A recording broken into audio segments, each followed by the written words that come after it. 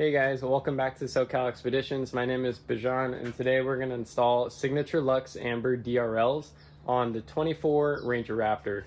If you're thinking about installing these, I will tell you right off the bat, leave an entire day, start in the morning, get all the right tools, and be in good spirits and take your time. If you're in a rush, I promise you this is not something that you want to do. Just take your time and relax and enjoy it, because after, your truck's going to look pretty sweet with the Amber DRLs.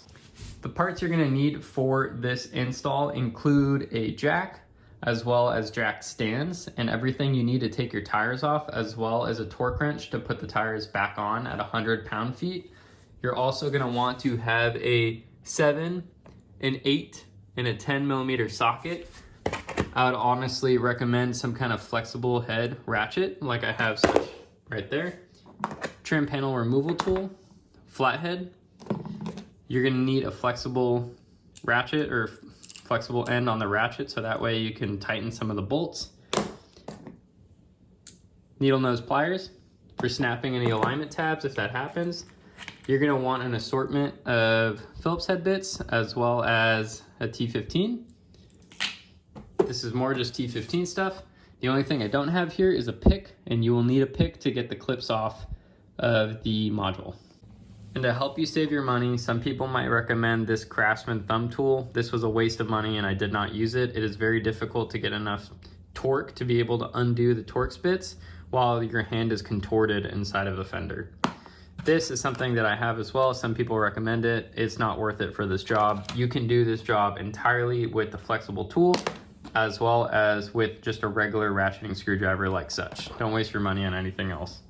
Step one is to chock your rear tires before you lift up any sides of the truck, and get the jack stand underneath it, so that way you can remove the tire. Now we have the rear wheels chocked, we got the jack, we have our stands, we have an extra support stand just in case things go south. We're going to start working on the passenger side first. So we are taking apart this fender liner to move it back, so that way we can reach inside of here. We will also work from the top too, but for now we need to start here. So start by removing the scrivets, these little bolts, start peeling everything back. The goal on these scrivets is to just gently undo it and not put any forward pressure against the screw. Just let the bit do the work. Once you get it to about here, you can just unscrew it with your fingers and then gently wiggle it out. If it doesn't wiggle out, unscrew it a little bit more until it does, just like that. All right, so I've removed now all of the innermost fender liner. That's the one sitting right here, and that's all right here. I have those screws and scrivets all separated in this pile. Now we're removing this outermost fender liner. On this liner, don't even try and remove it. It's completely not worth it. Took this off, the access is bad. Just do this, and you can grab a bungee cord and then cable it out of the way somewhere like that.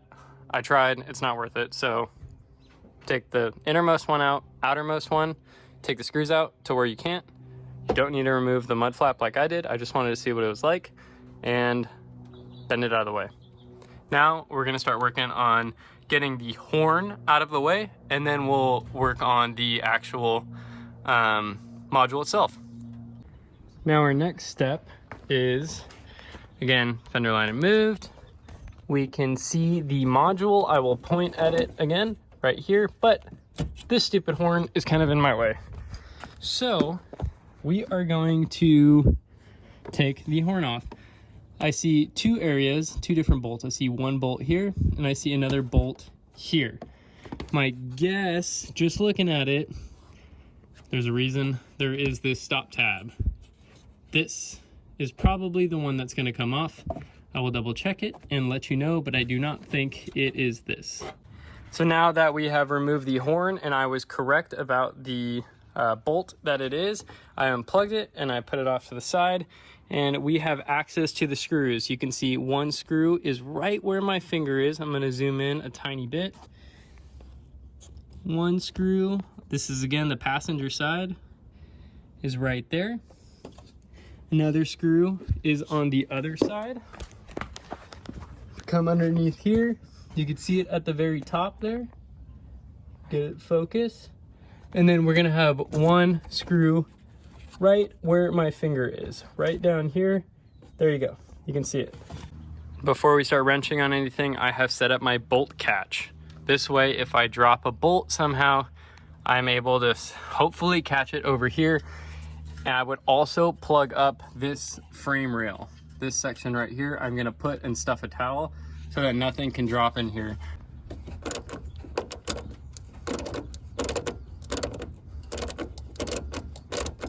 So on the passenger side, two of the bolts come out very easily. The one that's a bit of a pain is this one right here. I'm gonna zoom in on it so you guys can see it. It's right in the frame, finger is on it. So here's my thoughts, is that it would not be difficult to take the bolt out, but when it comes time to undo the clip, it is going to be a huge pain because I can understand how that housing and the tight working space in the fender will make it easier to break the clip when taking it off. So I went ahead and unbolted the fender. One clip, one bolt, one bolt, one bolt, all 10s, and the fender can now be moved to the side so you can gain just an extra inch or two. I'm gonna grab both sides of the fender, one hand right here, one hand right here, gently pull it away and see if I can get a screwdriver in this hole to keep it apart. So I'm gonna move this all the way back so that I can put a screwdriver in there. That being said, I'm also looking around at all the tolerances, making sure I'm not pulling too far, not breaking anything, not bending anything. So I will let you know how this goes for me, and then you guys can do it yourself. So for that third bolt that's difficult, I did space the fender out, and as you can see, there's a little Allen key right there, and we're able to pull that third bolt out. We had one person up top helping line the flexible tool, and me below who is ratcheting on the flexible tool. So now I'm holding the back of the module, and this is where we're gonna need to disconnect the wires. This is also another part where you need two people, and I will show you why, but it is just difficult working spaces. It's tight and you want to be able to manage everything together. All right, so you can see how I'm standing. Take a look at where I'm at. I'm on a stool. I have one hand coming in here, other hand coming in here. We have this black clip. This one, you need to get your fingers in here. You need to pinch it and pull it off. Dang, it's funny because I just had it. And then I said, let's record it. And now I can't get my fingers in the right position. But pinch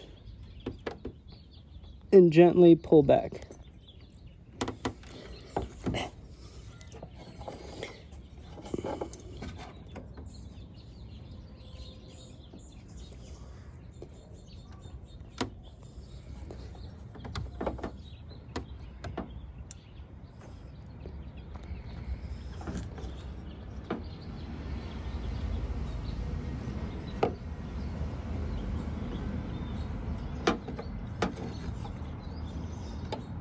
Is this why you say easier said than done? There you go. Can I see it undone? Mm-hmm. That landed on the ground. The next one is this. So, as you can see, you have two pins right here, one tab and one tab. You'll see this other side has nothing. You need to work on this side. You need to depress that one and that one at the same time, and I would wedge some kind of pick in between right here too, so that you can pull all of this back. These are what picks look like. Your goal is to depress the tabs with the picks and then slowly pull the connector apart. You can watch me in real time as I struggle with this, and the main goal here is just patience. Don't rush it, because if you rush it, you're gonna break it.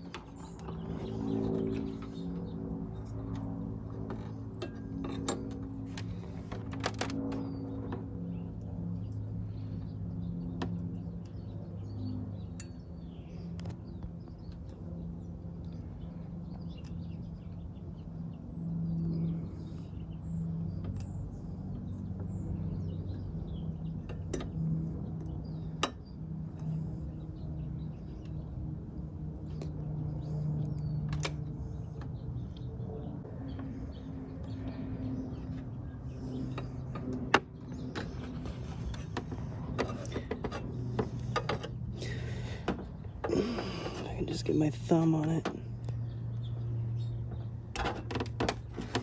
Voila. And that is it. That is the hardest side, according to everybody else, to get out. Didn't break any connectors, any clips. All like that. It comes out in one piece. Now we're gonna swap over the boards to the the amber ones, and then put it back in. Make sure you have the proper size Phillips head.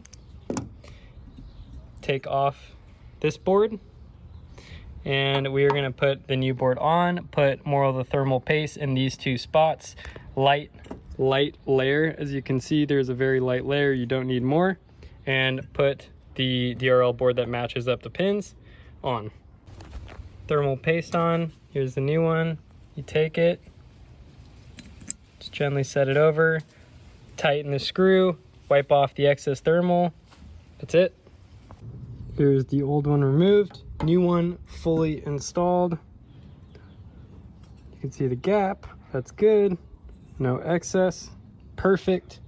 And this one is ready to go back in. All right, so now it's time to put it back. I am pinching this with my fingertips. And as you can see, the side with the holes, it's hard to see down in here, but the side with the holes and the side with the tabs is all lined up. So we are gonna very carefully line it back up like this and then clip it back in. You want to hear an audible click, which I have still not heard, but that's a good sound.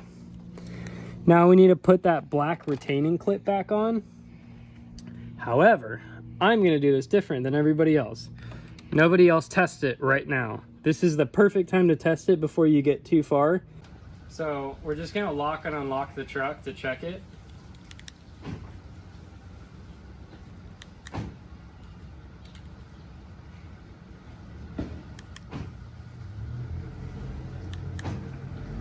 Yep, that side's lighting up light on the DRL, this side's amber, correct? Cool, we're good.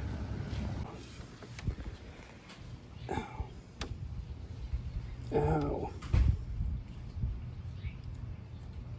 Ow, that thing's so razor sharp. 2 more bolts. So here we have the amber DRLs installed. You can see this side is blinking. It's because it is LED, and then this side we have the white. I honestly think the amber looks better. It's a Raptor, well, at least a budget Raptor in my opinion, but I have the fender all bolted up. You cannot even tell it moved. You'll have witness marks of where was painted, so it's really easy to line the bolt back up. Tighten the bolts again. Before you tighten the bolts, put the horn back, so the horn is back. Now we're just going to do the reverse process, put all the fender liner back in, take our time. Then what I suggest most people do is take a break. Go have lunch or relax for 10 minutes, go sit down, stretch your back, and then go work on the driver's side. So that way you're not in a rush. But so far we are 2 hours into this job, and it's honestly not hard. Hardest part of the passenger side, since I'm on the ramble, that bolt right there, you need 2 people. Flexible tool got that bolt for me, 1 person who lined it up, another person, aka me, who's down there actually ratcheting. Other than that, rest of the 2 bolts are super simple.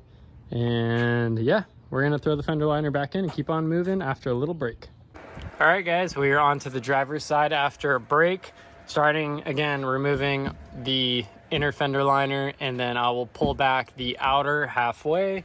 I have my labeled bags to make everything easy. This is gonna be a piece of cake after doing the passenger side. So again, fender liner, inner one moved out of the way, all the bolts in a bag. Outer one, undo all of the clips that you can see. Don't undo anything with the mud flap, and then just bend it out of the way. Driver's side, we can see the module right there. Super easy. We have a horn in our way. Just a little bit. It doesn't need to be moved, but why not? It takes 1 second and we'll get a ton of extra room. Let's go take a look at the top, what it looks like. A little bit tighter working space here. To get the clip undone, I'm gonna recommend that we also remove the fender and just push it out of the way. It's not too hard, and we know that it's gonna look just fine if you take it and move it just a little bit. It's not a huge deal. Don't worry so much about that. Let's create good space so we don't break any clips. So I'm gonna go ahead right now, move this out of the way. One clip here, one bolt here, one bolt in the middle, another bolt back there. Then we're going to loosen the horn, remove the horn and unplug it. Then we're gonna start working on the module again.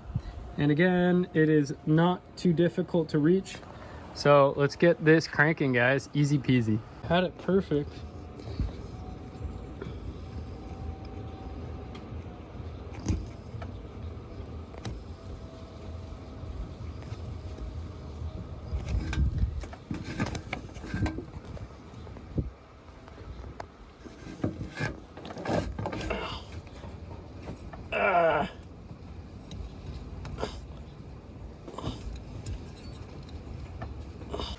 We have the new board ready to go on, but as you see, we have a improperly drilled hole for this one right here. It will not line up with that. There is absolutely no way I'm gonna get that thing to line up. It's not even close. So we're snapping it, and that's just what we have to do. It's a bummer. So I snapped that one and filed it down so that it is no taller than anything else on that board. And now we are good to install it. That is a bummer that I had to snap that, but it is what it is with aftermarket stuff, I guess. I just realized I put this thing back together with the help of my father, and we didn't even record anything. But you want two people, one person hand you the module up. Fender needs to be spaced out. It just you need the room. Don't have to remove this grounding nut, but we got one bolt started from the bottom with both of us kind of helping and making sure our fingers were on it. And then we got the bottom two from underneath. Honestly, this was pretty simple. You have a ton of room to grab anything that you need over here. It is done. I'm gonna put the horn back.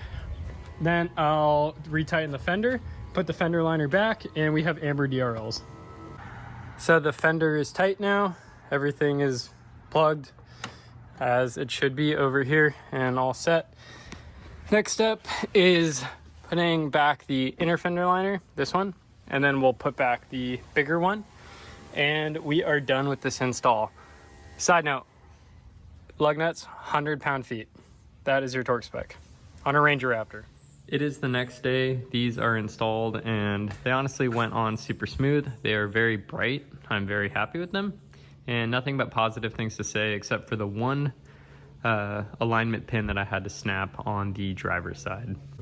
Thank you guys for watching, and this is the first video on the Ranger Raptor, but this is my new truck and I absolutely love it. I will have a ton more videos out, starting with this one and just continuing. But yeah, I've left the Toyota gang and I am on to the Ford crew, and I can't say that I regret selling the Tundra, because this thing is pretty awesome. See you guys in the next one. Take care and keep on camping.